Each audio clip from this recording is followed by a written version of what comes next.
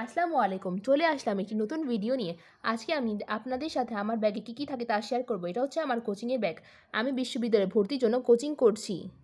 সবাই আমার জন্য দোয়া করেন যাতে আমি বিশ্ববিদ্যালয়ে ভর্তি হতে পারি।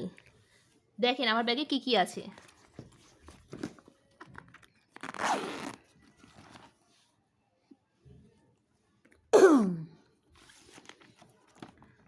ফার্স্টে একটা শিট, সাথে লেখার জন্য একটা খাতা,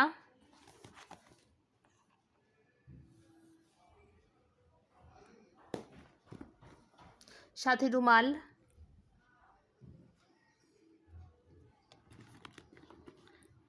সাথে জুস, সাথে থাকে আমার এই মোবাইলটা। সবসময় যে জুস থাকে তা নয়, বেশিরভাগই পানি থাকে। আজকে জুস নিয়ে গেছিলাম তো তাই আজকে জুসেরটা শেয়ার করলাম।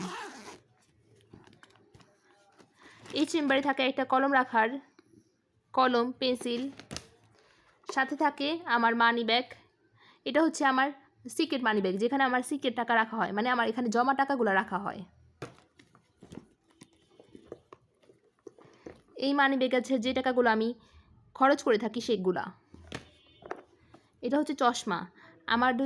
আমি দূরে থেকে একটু কম দেখি তো তাই আমি চশমা ক্যারি করে থাকি।